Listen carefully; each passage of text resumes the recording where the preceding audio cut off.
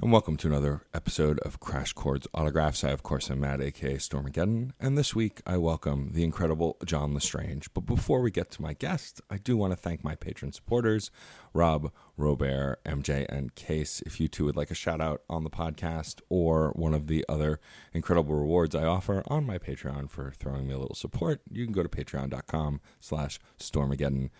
We have tiers from $1 to $3 to $5, all the way up to $50 and $100.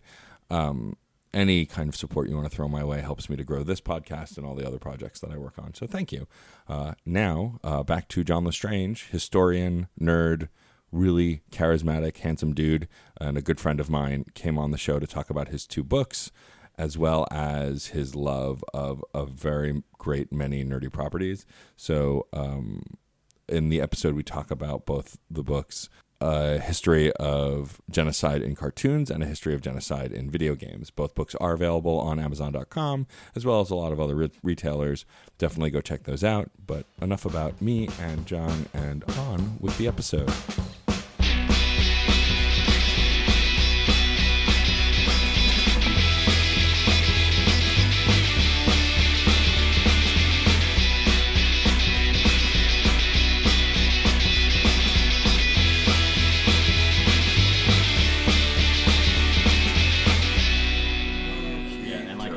Professionals, just like they don't always have great audio quality. Like Hello from the Magic Tavern in their first live show, the audio quality was terrible. They played it off really well. This is brilliant, and no one else can ever do this now because they already did it. They had a witch come in before they started airing the episode and cursed them with technical difficulties. Oh yes, I remember hearing about this, which is great. A brilliant way to get around. Our audio sucks, and like it wasn't that bad. Like it was listenable. It just like it was a little tinny. Yeah, because like live shows are terrible to record. Yeah. And that said, surprisingly, like the live episode we did of Reignite came out better than I thought it would. Yeah. Just because I was recording without microphones, without a soundboard, just recording us in an open room, and it actually still sounded okay. Yeah. It doesn't hurt that I have fairly expensive audio equipment. That definitely helps. That will always help. Well, thank you for being on the show, John. I appreciate it. Thank you for having me on the show. John Lestrange, the historian. That is what my friends call me. None of your friends call you that. I was about to say you don't know, but you would know. I would know. I'm really excited to have you on because I've known you for a while, and I adore your wife. I adore you. And your whole family, actually, now that I've met them all. Oh, yeah, you have. You've met all of them. I have met all of them. You even met my infamous brother. Your infamous brother. Yeah. Who's very handsome, I must say. I know, it's hard for you. Don't tell him I said that, but... You do great. It's true, yeah. Well, hopefully he doesn't listen. So you've been a historian for a while. You're a teacher as well. Mm-hmm. You recently put out a book, the history of genocide in video games. But your first book was the history of genocide in cartoons. And so the first thing I wanted to ask is, what made you want to start with talking about cartoons? I mean, other than being a big nerd, which I know you are, and we're in similar age ranges, so we grew up with the same variety of cartoons from all the way back to Looney Tunes, to Tiny Toons, to Gargoyles, and DuckTales, and X-Men, and Spider-Man. So what kind of inspired you to take on looking at the history of that? So this is actually a very appropriate first question. I prepared this answer because, as everyone who's ever written a book does, I imagined what it would be like to be interviewed on some big TV show like Oprah, because she's going to add me to her book club. So I actually came by this by accident. Okay. I had just finished, or I was in the process of finishing my master's thesis. And I was also rewatching Avatar: The Last Airbender because it's an amazing show, and I can never get enough of it. It's one of 2 cartoons ever to win a Peabody Award for Public Service. That and Steven Universe just got one. Oh, wow. Awesome. But I had posted about something in Season 2, the Dai Li in the Earth Kingdom. So Dai Li is not only the name of the organization, but it's also the name of a real person who was active from the 1920s to the 1940s in China as part of the nationalist secret police.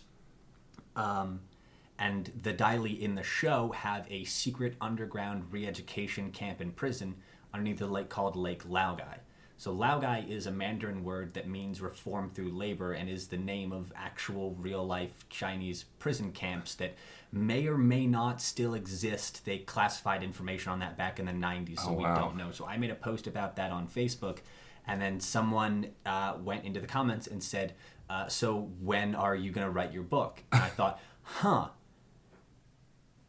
that would actually be a pretty fun book to write. I obviously had a starting point in Avatar, so I finished my thesis, and I was in research writing mode because I'd been doing it for 12 months straight. So I thought, let's keep the streak going. Let's start doing this. So I curated a list, and I didn't have a lot of making money work that winter, so I just spent 10 weeks watching cartoons and writing about them. And I got a first draft done very, very quickly because I had nothing else to do but watch cartoons all day and tell people that, no, this is for work. And so how long from start to finish did the book take to write and then release? Actually didn't take that long because I self-published it through First Create Space, and their system is so easy to work with. It doesn't exist anymore. It's now all just Amazon Kindle Direct Publishing. Gotcha.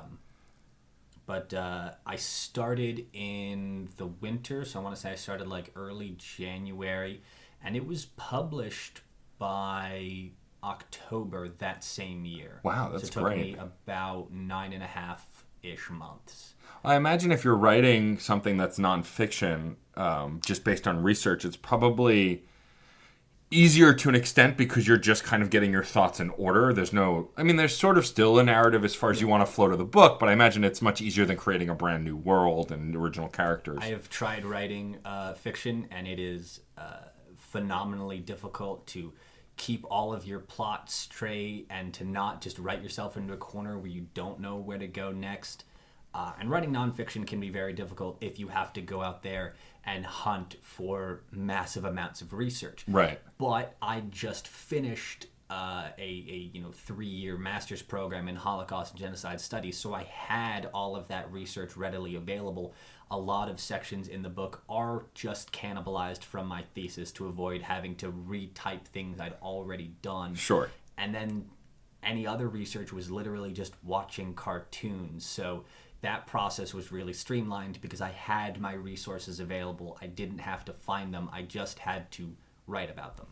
And what's really interesting about this book, so first going back to Avatar, I think it's really fascinating that you start with Avatar. Yep. Because as far as cartoons go, I was one of those people when Avatar first came out, when I was a snot-nosed brat, who was like, kitty cartoon, this looks dumb, why would I watch this? And to my credit, defense, whatever, the first couple seasons are fairly silly. There's some serious stuff, but the characters are fairly silly and goofy. Oh, yeah. It's only as the show goes on that it ramps up, and by the final episode, which I won't spoil, I guess, if people haven't seen it, but the final episode of that series brought me to tears. That final battle is it was so intense. It's so intense, and it of course made me a fan for life. I watched Korra, though I've not seen all of The Legend of Korra.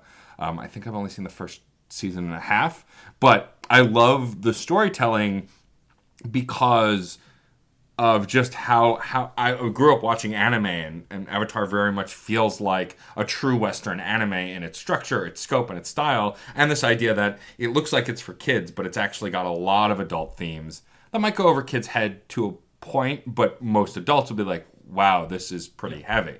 And to feature it in your book, there is a lot of death and destruction in that story, just by nature of the Avatar and how cyclical it is, and when things go bad, this idea that this hero will rise and take the lead and save everybody. And I guess that's a big part of why you chose to start with it. Yeah. So Avatar and Full Metal Alchemist were the ones that I knew that I was going to start with. So with Avatar, we sort of start in media res into this huge conflict because we're 100 years into what will eventually be called the 100 Years' War. Yeah. But it started with the Fire Nation, as far as they knew, completely wiping out the air nomads. And then we build the show on the foundation of that genocide and then the continuing conflicts and struggles that rose up because of that. And then throughout the entirety of just the first Avatar: The Last Airbender series, there are 1, 2, 3 other genocides or attempted genocides. Wow. Yeah, because when we meet Katara, she is the only remaining Southern Water Tribe waterbender. Yeah, that's true. Whereas there are Foggy Swamp waterbenders and Northern Water Tribe benders, they're all distinct cultural hubs. So the Fire Nation entirely wiped them out. They try to wipe out the Northern ones, the end of season 1. And then the end of the show is them trying to do to the Earth Kingdom what they did to the Air Nomads. Season 3 is really, really cool because we actually get to see inside of a Fire Nation school. Right. And we get to see like things from their perspective and how they spread their propaganda and how they indoctrinate their kids. Well, I think it's really fascinating that in that show, the fact that Zuko has the biggest and most incredibly diverse character arc. Oh my God, it's amazing. Going from villain to hero. Yeah. Spoiler, I guess, for a very old show. But it's funny that you bring up Fullmetal Alchemist also. As a fan of the anime and a huge fan of the manga, like the whole show is about death. Like the birth of the concept is the death of their mother. Yes. And so I think that it's really interesting to bring an anime like that up because like there's an obsession with death in that show, from all of the characters to the characters we lose that we love to the massive amount of war and destruction that the homunculi want to bring. I think it's really interesting to bring that up and to focus on, when we watch cartoons for fun especially, we think it's all in good fun and we don't often think about the death and destruction that happens in these shows. Same with gaming. I know your new book is on video games, and it's no secret you're a fan of the Mass Effect series. I am a huge fan of the Mass Effect series, and there's this really great Mass Effect podcast. I don't know if you've heard about it. It's called Reignite. It sounds familiar. For those listeners who don't know, that's my other podcast I do with John's spouse, MJ Bradley, Lestrange. But the reason I bring up Mass Effect is because that's also a game now that I'm replaying it as an adult, and we're only in the very beginnings of the second game. I realize there is also a lot of genocide in that game. Not even just the Reapers wanting to wipe out humanity. Oh, yeah. But the Krogan and things that have happened to the Batarians. The entire backstory of the Krogans in the games is just so disheartening to see how the galactic government decided to deal with that, because the Solarians culturally uplifted the Krogans so they could fight against the Rachni, and then the council sat back and allowed the Krogan to drop millions of tons of nukes on the Rachni homeworld and, as far as we knew, again, wiped them all out. And then, when the Krogans got too uppity as far as they were concerned, they decided to create a genetic mutation that made 1 in 1,000 of their offspring survive. Everything else just died in stillbirth, so that they could, stop being a threat to the galaxy. And it's just so terrible to see how the Krogan are consistently treated throughout the games. And I don't want to go too much into that in case I spoil things for Game 3, but the culmination of the arc of the Krogan genophage is both phenomenally satisfying for me as a genocide studies scholar and as a fan of video games, and then also really disappointing in how the heads of state react to you doing what you end up doing. Well, yeah, that's the whole thing about Mass Effect, is it's one of those games where it essentially portrays the politicians being useless, which I'm sure comes from a lot of frustration of living in the world we live in. Yeah. And that even no matter what your decisions are in the first game to either eradicate or save them, it doesn't change anything, more or less. And part of that is a narrative drive. The fact that they want the council to function in the same way no matter who they are, just so the game can have a streamline. But you're right, and I never thought of that it is two genocides. The fact that it's the Rachni who are first killed off, and then the Krogan, and also like dealing with the Rachni Queen in the first game. It is the first time as an adult going back to the game where I really was conflicted, where this giant bug is being kind to me, but I know what they're capable of, but also has done no harm to me, and is showing some kind of sentience, some intelligence to communicate, which is really fascinating. What made you want to shift from the first book being about cartoons to the second book being about video games? Was it just that you were playing a lot of video games at the time? So part of it was because I'd been trying to think for a while about, because like I knew I would at some point want to do a second book, and I was starting to curate a list for a volume 2 of cartoons, but there's only so many that have a lot of like super useful data, and then also that I would want to slog through.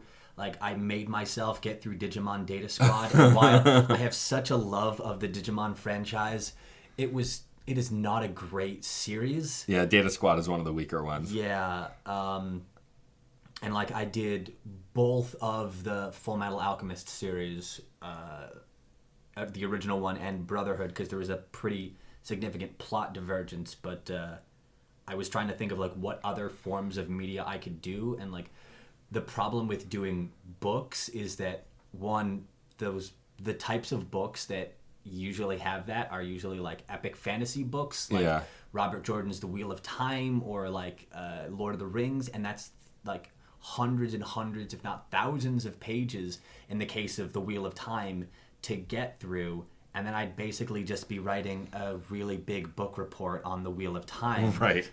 Which I'm not 100% certain even has exactly what I'd be looking for anyway. It's just the single largest series I can think of off the top of my head.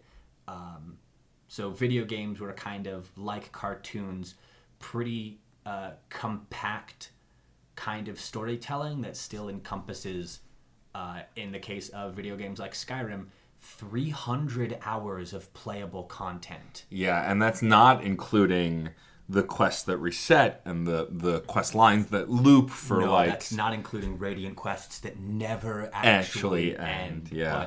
But, and we only did 60 hours of content in the chapter on that, because I was not going to play 300 hours of Skyrim for you people. I mean, that's fair. As someone who loves Skyrim and now only owns it on PC, but used to own it on multiple platforms, and is still not 100% convinced that I'm not going to buy it on the Switch at some point.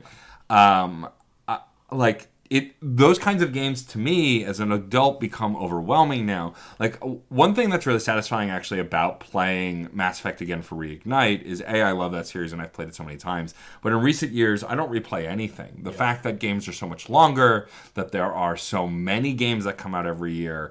I actually do want to have you on my other gaming podcast, Fun and Games, at some point to talk about the new book, because I think it's just an interesting conversation to have about gaming and gaming tropes and the view of genocide.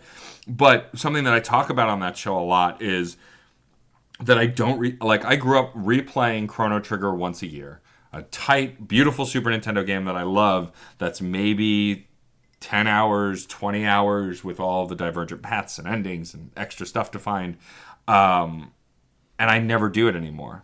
Years ago, I stopped replaying it because to play the games that I want to play, I have no time to replay anything else. Like, I can't think of a single PlayStation 4, Xbox One, Switch generation game that I've replayed.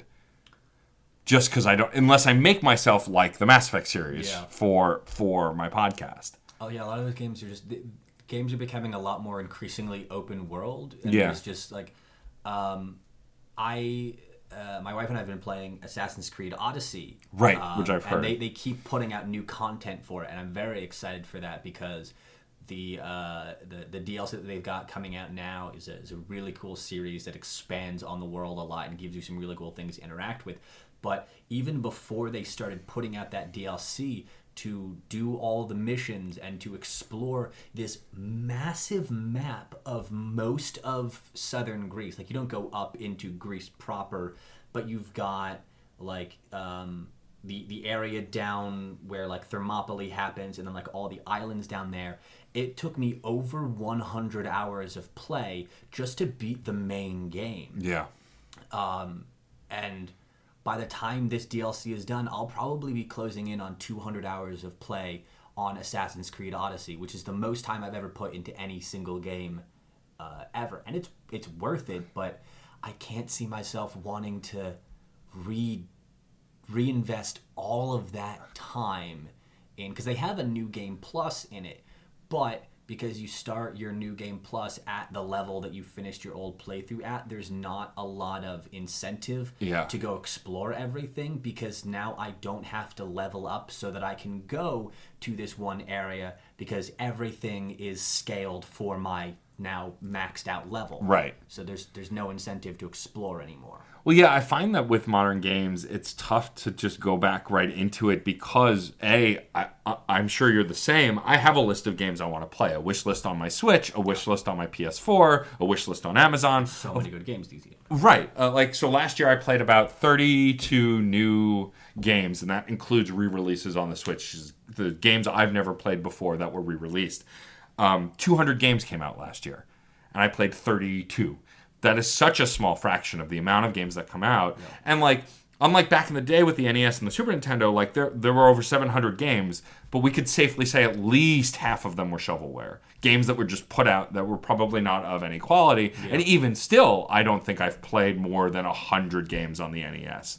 Because I played probably all of the first party name brand Nintendo stuff, and then like the big third party stuff like Capcom games and all of that. And now it just seems so overwhelming to me to try and do any of that. Like, I have to imagine, at least with a research project like this book, The History of Genocide in Video Games, it at least encouraged you to play things that you may not have played before, or that you might have passed on, or that you felt you didn't have time for. So half of the book is just the Mass Effect series. So I did Mass Effect 1, 2, 3, and Andromeda, and then I put other things in there, and I did Skyrim, which I've played before and I've beaten multiple times because it does have replay value, because there are so many different ways that you can approach conflicts. I saw back when the game first came out, someone did a pacifist run. Yeah. They played the entire game just using the spells Charm and Fear and the higher level versions of that, so that they never had to kill anything that the plot didn't require them to kill,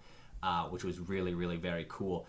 It's so difficult. I tried that and I got bored with it, and then I just started shooting things with a bow from 500 meters away, which is what I always end up doing in Skyrim. I always end up going sneaky archer, as I think a lot of people wind up doing.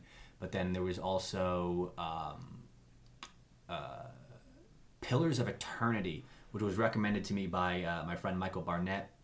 It was one of the most successfully funded Kickstarter video games of all time. Yes. It's on the top 10 list of that.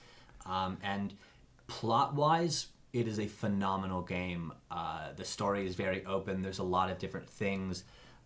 You build up reputation, both in just as a general person and with specific groups, which is a really, really fun mechanic. Gameplay-wise, the combat was very geared towards real-time strategy. Okay. It was very geared towards, like, it had an isometric view, kind of like the old Baldur's Gate games, which I loved. But instead of in Baldur's Gate, where you are just controlling a character and going around basically playing the video game version of Dungeons and Dragons, you have a big party of like 4 people at a time. And the point of it is that you control each of the things that they do, and you have them fight in the most. Or you can just set everyone's AI to auto combat and just let them kill everything, which is what I did, because I cannot.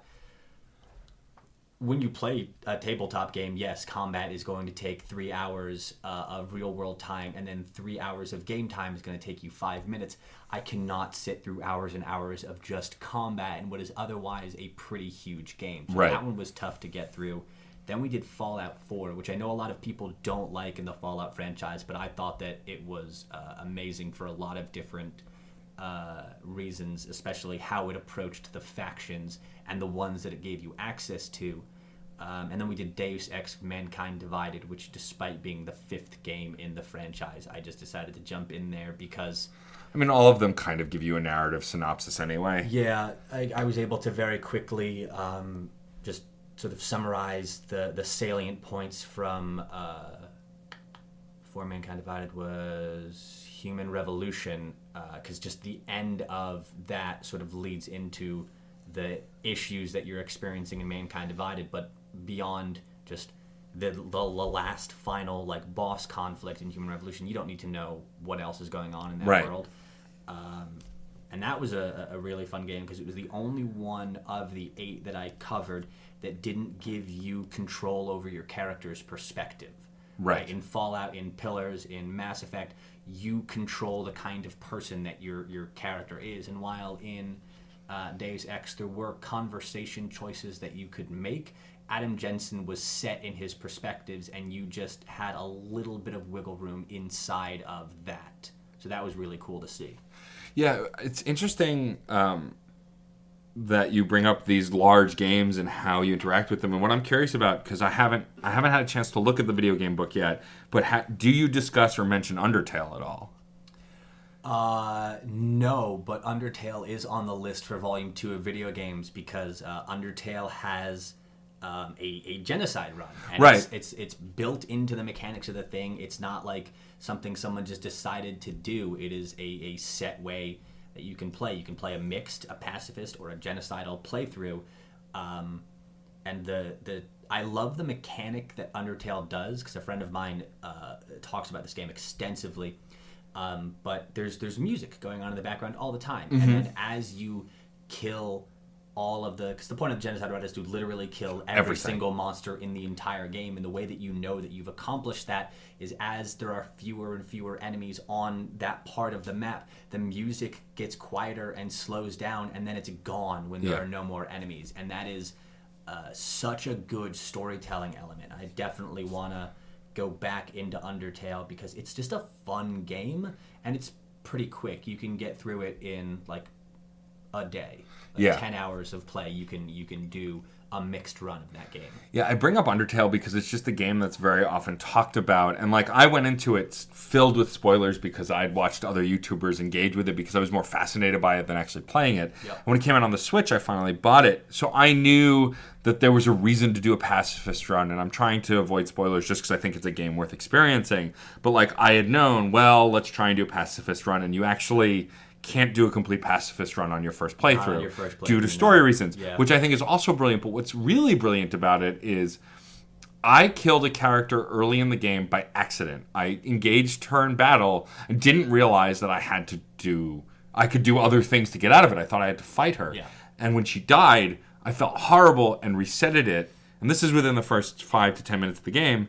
When you go back in, Flowey, the first character you interact with, comments on how you felt bad and reset the game. So all of the data in this game is pervasive. It continues. Yeah. And so it's, to me, a spiritual successor to Mass Effect in the sense that everything's connected. Yes. Like the thing that made Mass Effect fascinating to me, and I think it's fascinating that you covered in your book, is that it's the only game series I know of where everything you do in the first game affects the second game, which affects the third game. All of them are connected, and all of the results make a difference on the later playthroughs. And in certain ways, like, it doesn't, because, like, regardless of this is going to be a slight spoiler, you all can deal with it. You'll figure it out when you play Mass Effect 3. Regardless of what you decide with Arachni Queen in 1, there will be Arachni Queen in 3. Yeah. Whether you kill her or not, there will be one there that you have to deal with.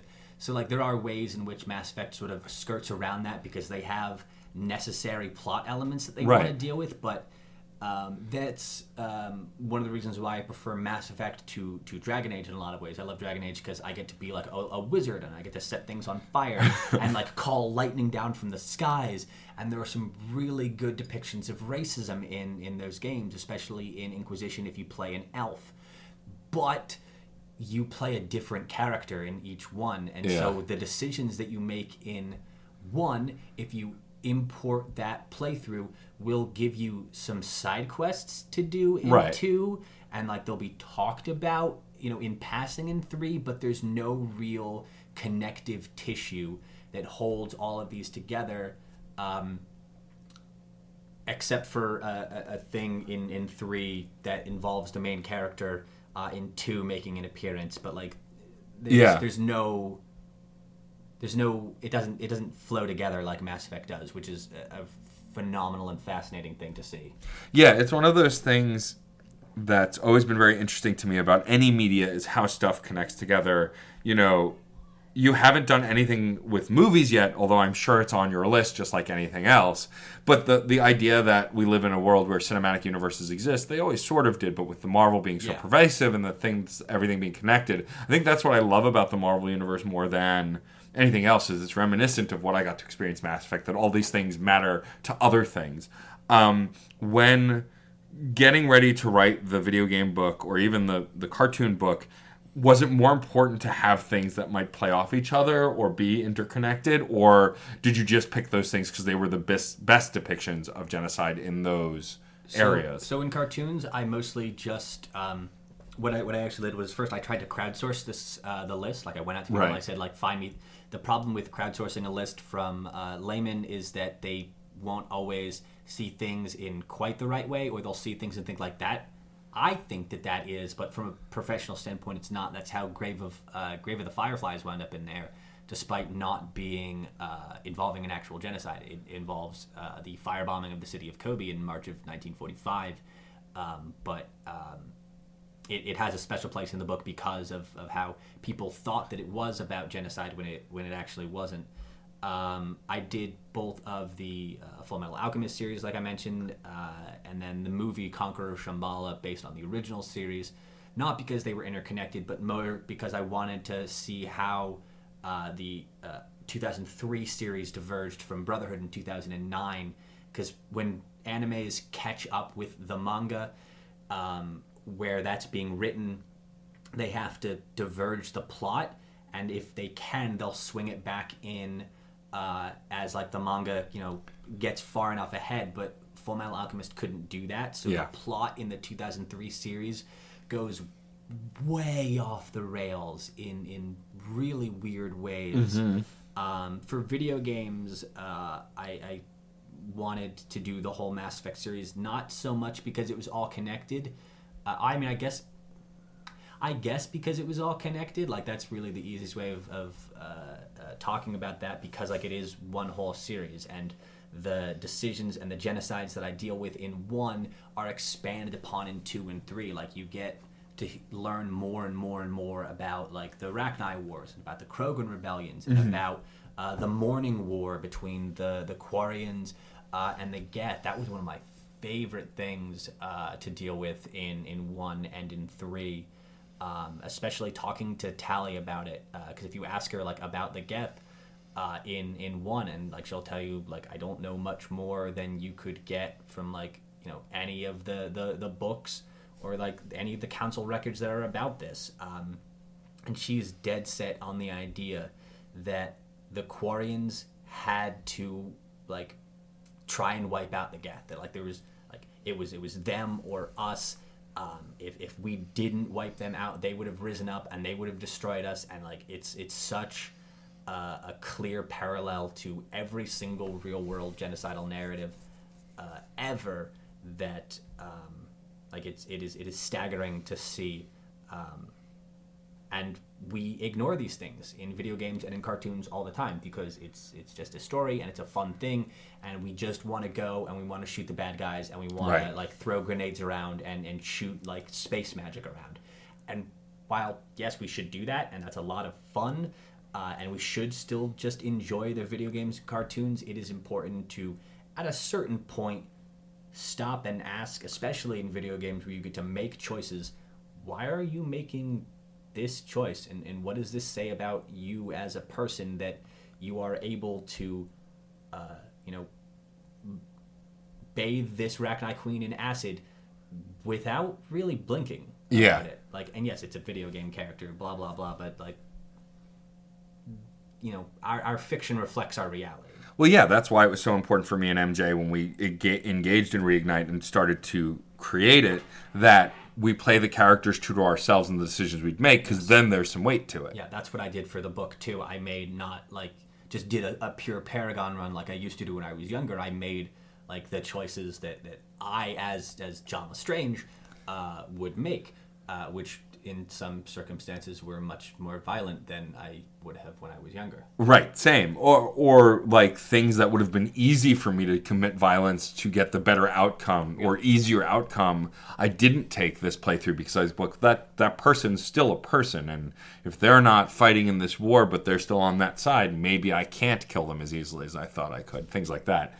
I want to go back a little bit. So you're a teacher, you're a historian, you have a strong presence on the internet. Was that always the goal when you started school? Did you always want to go into the history of genocide and genocidal studies and all of that stuff, or did it just kind of work out that way? So when I originally started my Holocaust and Genocide Studies master's program, it wasn't out of a fascination with Holocaust and genocide studies or out of like a passion to talk about this in a scholarly or academic way.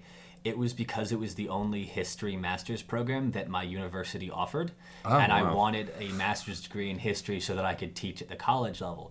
And then it became, through continued exposure to it, a thing that I became passionate about. But it started off as just a matter of convenience. Wow, that's really interesting. Yeah. It's funny how when you're pursuing things that you're really interested in, that you don't always know where that'll take you. Yeah. And the fact that you're now at this place. I mean, did you ever imagine that you would write books? Was that a thing? That was ever a thing? I never imagined that I would write nonfiction. I've been trying to write fiction since I was in the 4th grade, and I've never finished a single thing. But no, I never imagined when I started getting this master's degree that I would wind up having self-published 2 books and be constantly shouting at people on the internet about genocide. Do you feel like, as a historian and as someone who's writing these books and continuing to make content like this and try and engage in the world, which us living in the U.S. can be a scary thing, do you feel this obligation to educate? I mean, you're a teacher and you are a historian. Do you feel this need to put, like, I noticed that a lot of your tweets are about certain articles and certain information, parts of our government that people don't know about, things like that. Yep. Do you just feel this innate need to educate and to teach? So I think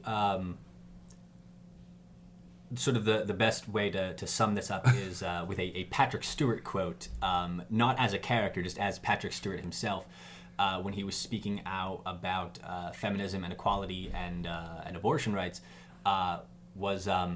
it seems in this country that no one will listen to you if you're not an old white man, and because I am an old white man, I might as well use my voice for something good. And while I'm not an old white man, I am in a significantly privileged position in American society. I have a good education. I'm straight and white and male, and so the consequences that so many people in this country face for speaking out can't really touch me. I am, in a large way, politically bulletproof. Right. So I might as well tank as best I can in this particular conflict. I mean, that makes sense, though, to me. I mean, I try and do the same, although I tend to take the path of elevating those voices that are more influential or louder than mine. Yeah. But I think that that's really important. And I did see that quote from Patrick Stewart, and I do agree. I think that at the end of the day, and that's why also I'm trying to get better about, I'm very outgoing and boisterous, but I try to follow MJ's lead on Reignite, just because I don't need to be the most prominent voice or the voice heard most. I'm happy to talk, and I'm glad that I engage with everyone who listens to any of the shows that I do, all 4 of them. Like, clearly I like to talk. But I think also what I love about, especially 2 of my shows, is that I have queer female co-hosts who have a lot of opinions, are very strongly opinionated and brilliant and smart, and that if my existing network can help elevate them and get the word out and get people listening to them specifically, I also am very equally happy to do it. That is the great part about Facebook, is that so much of the political news and political opinions that are shared on Facebook are done in meme format, and a lot of it is screenshots of just things that people have said on Twitter that someone screenshotted and pulled over to Facebook and posted there. So I can find those, I don't want to say alternative voices, but those voices that are not straight and white and male, and I can use my platform to spread them through there. But like, I do not have a podcast, so like my ability to spread other people's voices is limited to citing them in my own research, right, or in linking to articles or research that they themselves have written. I want to shift the conversation back to your book writing and the history and ask, so you say that you have a cartoons too and a video games too, both like lists that you are curating and figuring out. So obviously those are coming. Are those the next thing you're going to work on, or do you have another project in the works currently, another book? So I had started at one point trying to write a critical analysis of internet memes and how they're used as propaganda, but that sort of fell by the wayside as I just got just numb to just the sheer volume of terrible right-wing memes. Yeah, it's rough.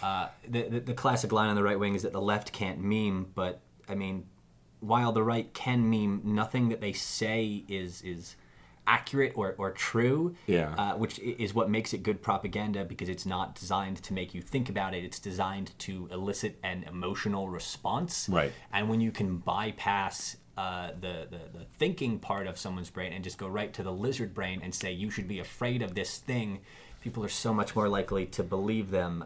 So they are very effective at it, and I wish they would stop, because it's harming a lot of people. I'm trying to think of like other different types of popular media that I can examine genocide through, like cartoons and video games. They are the easiest ones to do it in, because again, they are very episodic. Yeah. So probably cartoons 2 or video games 2 will be the next product, unless I can find something else that is that I can take in bites, like I Right. can with a cartoon series and a single video game. Yeah, I feel like it's like you were talking about the difficulties with books. I feel like movies would be a similar difficulty, because there are so many different genres of films, so many different films in general, that you would probably have to take it by genre just to narrow it down. Yeah. So we didn't do movies specifically, but I did do 3 animated feature films in cartoons. We had the Full Metal Alchemist movie Conqueror of Shambhala. We had Grave of the Fireflies, and Titan AE is in there. Mm-hmm. I don't know why I'm saying we, as if it's just me. It's just me. You and your audience. Yes. But yeah, again, the problem with movies is also that so many of them are just about like real life things. Right. Like Schindler's List, which I talked about on another podcast with Jeff and KC, is about a real life thing that actually happened. Right. And so there are a lot fewer, especially in live action movies, fictional accounts of genocide that I can analyze, and there's just like real things that have actually happened, and that movie is in and of itself already doing the work that I would do Right. in just representing it that way. Right. It's shining a light on that genocide and the shit that happened, Yep. and which is essentially what you're trying to do with this other stuff. Yeah. I think that's really interesting, though, that for you, video games and cartoons were the easier things to kind of engage with. What I'm wondering is also, do you think it's something you could do with like non or less interactive mediums like art, like specifically like paintings or drawings or music? Like, could you do a book on music, a genocide, and discussions of genocide and music? Like, I know Rammstein has done songs about Germany's past and the genocides and things like that. Like, is that a thing you think you could ever wrap your brain around? I mean, it is a thing I could wrap my brain around in theory. It's just cartoons and video games were very much already in my wheelhouse. Right. I had a lot of exposure to them just throughout my entire life. And whereas both you and MJ are very much music brain people, I am not. Most of what I know about music actually comes from one of you two. So it is not something that I am geared towards being able to do. Right. And then with like art, like paintings or sculptures, a lot of that is so very subjective. Right. Like with a cartoon and genocide being in it, it either is Or it it isn't. Whereas Yeah. with art, there are so many different ways that art can be interpreted. Also, just from just like it is a single painting, and whereas like you can analyze that in a lot of different ways, and there might be a large number of elements inside of it that can be analyzed, there would probably be, as opposed to 13 case studies for cartoons and 8 for video games, dozens for a book on art, just because of how contained each one is. Also, again, art analysis is not super much my wheelhouse. That is a whole different major that I did not get. Yeah, you don't have that degree yet. No. God, no. Just right now, I'm just taking courses online through Coursera because there are just dozens of them that you can do for free. Like I took one run through Johns Hopkins on reducing gun violence in America, which was the inspiration for the most recent article that I posted on my website. And I'm taking one now on game theory, which involves a lot more math than I thought. And I am not good with the math. Talk about your website a little bit. So you do blog as well, and you Yes. write articles. I'm guessing. So did the website come before the books or after? When did... So the website came up because this was back in 2017. I think the website came first because I advertised the book on the website when it was published. I had made this is back in the time when like we were first talking about, should we punch Nazis? Like Richard Spencer had been decked twice. Yeah. And I celebrated both times, and it was a Same. great day. But there was a lot of discussion about like, should we do that? Is that an ethical or moral thing to do to these people who are exercising their quote unquote right to free speech? So I posted a long Facebook rant on the ethics of decking a Nazi, and it got shared a lot, like a couple hundred times. I was pretty proud of that, I guess, if I can humble brag about that. On a Facebook post I did that did well, and then I decided from that point that like, I guess I could do more things like this. And then I should have a place where they can all be found and shared from. That's not just like a Facebook post that I had to hunt down each time that I did like 3 years ago. Mm-hmm. So then I made the website to post that there, and then I started doing more stuff. And I don't post nearly as often as I would like. I had a lot of activity when I first started it because, of course, when you first start a new project, you're very excited about it, you're very passionate, you throw a lot of energy behind it. Sure. And then as more and more time goes on this continuing thing, it gets harder to find things to shout about and things that I am qualified to shout about. So this is actually the first article that's gone up in quite a few months. Yeah. It's tiring is also the problem. Like this last one, I spent a couple of weeks doing the online course, and then it took me 3 days to actually like go through all of the research and put it all together and write it out in a coherent thing. So it's very time consuming to do this for a thing that no one is paying me for. Right. A thing that you're doing as a passion project, Yeah. a thing I am familiar with. And passion projects are very, very great, but we live in a capitalist hellscape, and I eat a lot. Yeah, that's true. You're a big dude who needs his nutrition. I think that the last thing I want to ask before we start to wrap up is we live in a world where it's very easy to be overwhelmed by the shit going down in America and all over the world. And you're someone who I know engages in it almost heroically pretty daily to try and take down idiots on the internet, which I appreciate as someone who does not have the spoons for that. But what might be your suggestion for those people who maybe can't do that or want to engage or fight back but don't have the wherewithal to take it to the trolls and take them down? What would be your suggestion to help engage or boost other conversations?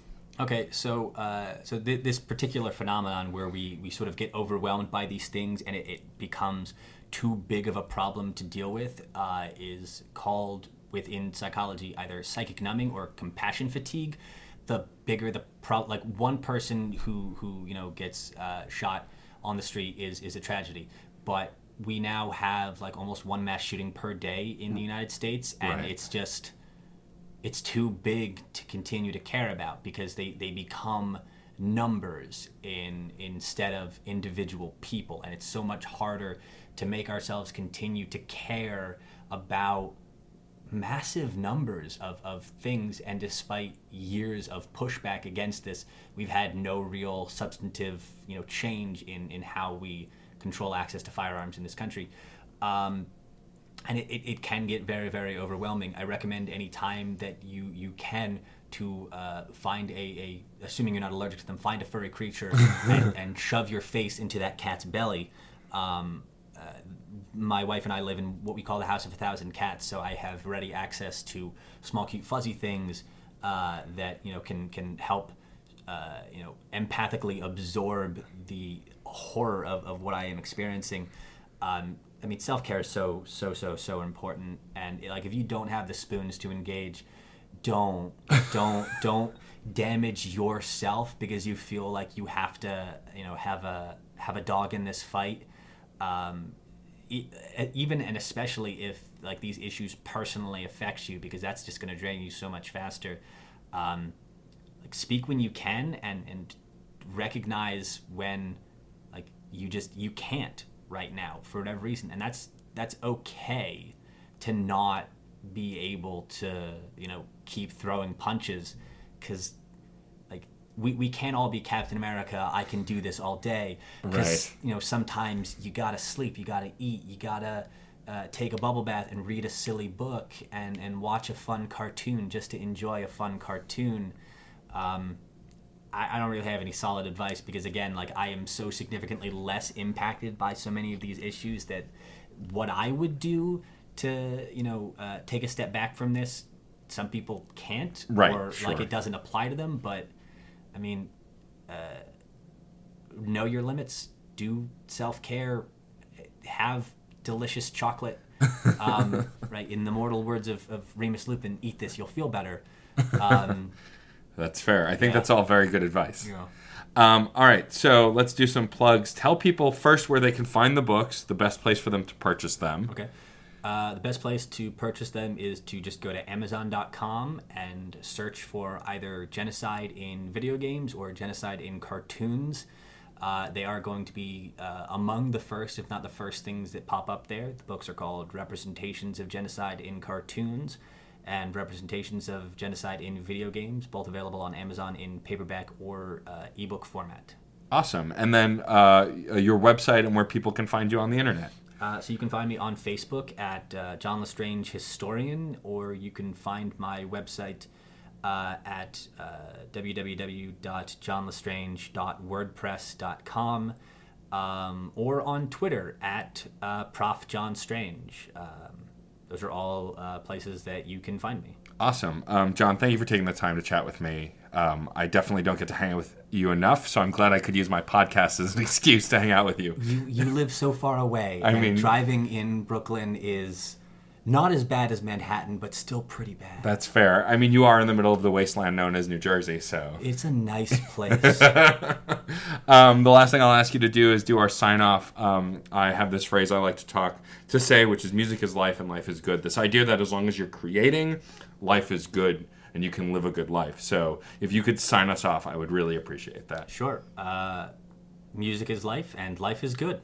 That's it for this episode of Crash Chords Autographs. Our theme music is by Michael Kill. Our logo was designed by Case Aiken and Joey Amons. If you liked the show, please rate and review us on iTunes and Facebook. You'll help us reach more listeners. Questions, comments, or guest recommendations? Email matt.storm@crashchords.com or hit us up on Twitter at CrashChordsWeb. Thanks for listening.